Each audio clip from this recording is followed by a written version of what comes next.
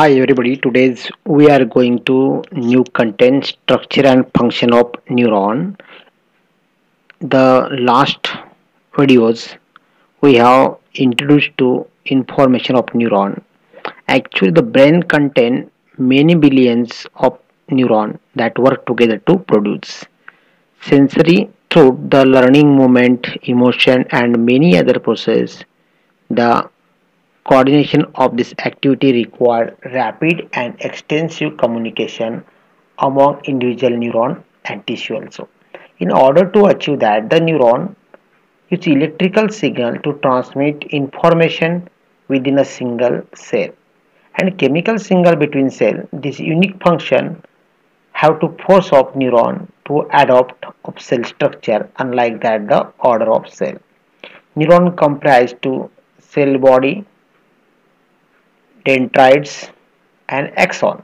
The end at the terminal, the cell body contains the neuron nucleus mechanism is necessary to the synthesized protein.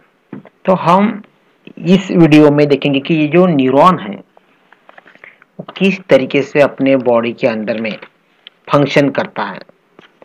तो अपने body में बहुत सारे millions neuron रहते हैं और ये भी देखा है कि ह्यूमन बीइंग का सबसे जो लॉन्गेस्ट सेल है वो न्यूरॉन है जिसको नर्व्स बोलते हैं हम लोग। In this video we have going to learn about the neuron. And first let's see the different part of this neuron. Here we have to diagram to neuron. Okay guys, this is the neuron diagram and these are a cell body, that is the main content of neuron, cell body and the cell body internal situated of the nucleus, the main part of the neuron, and is different types of dendrites are present in the body nerve cell.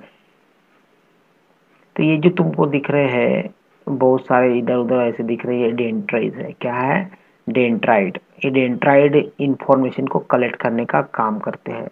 अपने जो भी हमको जो stimuli मिलती है वो stimuli का जो इंफॉर्मेशन है वो पूरा कलेक्ट करके कहाँ पे लाते हैं? ये सेल बॉडी में लाते हैं। कहाँ लाते हैं? सेल बॉडी में। और सेल बॉडी में माइटोकॉन्ड्रिया, न्यूक्लियस, एंडोप्लाज्मिक रेटिकुलम सभी प्रेजेंट रहते हैं यहाँ पे। तो सेल बॉडी के पास आने के बाद में मतलब कि समझ लो कि इलेक्ट्रिकल इम्पल्स है, ये इलेक्ट्रिकल इम्पल्स कलेक्ट करके सेल बॉडी के पास ला रहे हैं। तो सेल बॉडी इसका केमिकल्स इम्पल्स में कन्वर्ट करता है और केमिकल इम्पल्स से जो लॉन्ग तुमको ऐसे कर्व दिख रहा है इसको एक्सॉन कहते हैं। क्या कहते हैं? एक्सॉन। और एक्सॉन के मीडिएटर से ये अपना जो मैसेज है एक न्यूरॉन दूसरे न्यूरॉन तक के पहुंचाने का काम करते हैं। ऐसे मिलियन न्यूरॉन अपने बॉडी में प्रेजेंट रहते हैं, इसीलिए बॉडी का जो अपना इंफॉर्मेशन है ब्रेन तक आसानी से पहुंच पाता है और ब्रेन से जो रिपीट एक्शन आते हैं वो भी हम आसानी से उस ऑर्गन्स के पास में, उस मसल्स के पास में पहुंचाई जाती है। तो ये जो एक्सॉन है तो एक्सॉन को एक जो ऐसी सीट रहती है उसको मिलियन सीट बोलते हैं। ये देखो यहाँ पे मेलिन सीट है, एक थिक सीट है। तो इसको श्रॉन सेल से बना रहता है। अंदर में क्या रहता है? श्रॉन सेल रहता है और नोड ऑफ रेनवियर कहा जाता है, दोनों में से जॉइंट रहता है। तो ये क्या काम करता है कि जो मैसेज इसको सेल बॉडी से मिल रहा है उसको रैपिडली एक्सॉन के टर्मिनल तक पहुंचाने का काम करता है। क्या करता है? एक्सॉन्स के टर्मिनल तक पहुंचाने का काम करता है। और ये जो एक्सॉन है इसको ये टर्मिनल जॉइंट रहती है। जैसे डेंड्राइट थे वैसे ही टर्मिनल्स भी बहुत सारे होते हैं। समझ में आ गया? तो यहाँ पे अपना एक जो न्यूरॉन्स है या एक नर्व्स है कंप्लीट होता है। तो ऐसे बहुत सारे नर्व्स एक दूसरे को जॉइंट रहते हैं, बहुत सारे नर्व्स एक दूसरे को जॉइंट रहते हैं। उसी पार्ट को हम और फंक्शन को प्रॉपरली देखेंगे। डेंड्री देखा है तुम लोगों ने, ये सिग्नल को रिसीव करता है। क्या करता है? ये सिग्नल को रिसीव करता है। उसके बाद वो सिग्नल रिसीव के कहाँ जाता है?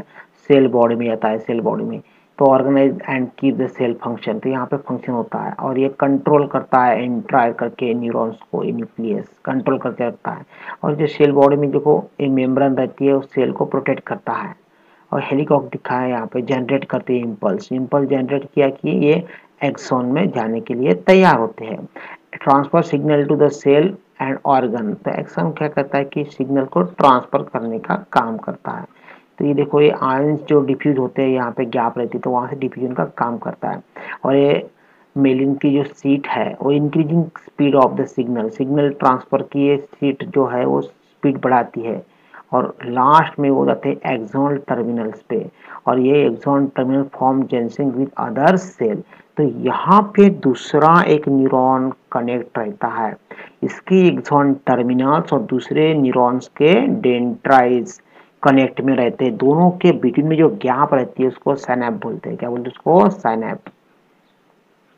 To review the neuron specialized cell, the nerve cell that transmits signal throughout the body. Neurons have long extensions that extend out of from the body called to dendrite and axon. Dendrite extension is the neuron that receive the signal and conduct them toward the body.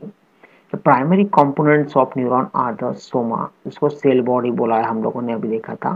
The axon and long slender projector of conductor electrical impulse away from the cell body to dendrites. Dendrites का structure एक tree like structure है, वो आगे आगे बढ़ाता है message को। और जो साइनेप्स है इसको जंक्शन बोलते हैं हम लोग, साइनेप को क्या बोलेंगे? जंक्शन बोलेंगे। तो देखो यहाँ पे जो दिखाया हुआ है कि ये जो डेंड्राइट जो कलेक्ट करते हैं, वो कलेक्ट करने के बाद में जो इलेक्ट्रिकल इम्पल्स का एक केमिकल इम्पल्स बन जाती है। केमिकल इम्पल्स एक्सॉन में से ट्रैवल होते हैं और यहाँ पे जो गैप रहेगा तो पूरा साइनअप यहाँ पे अटैचमेंट में आता है। तो साइनअप वहाँ पे अटैचमेंट रहता है।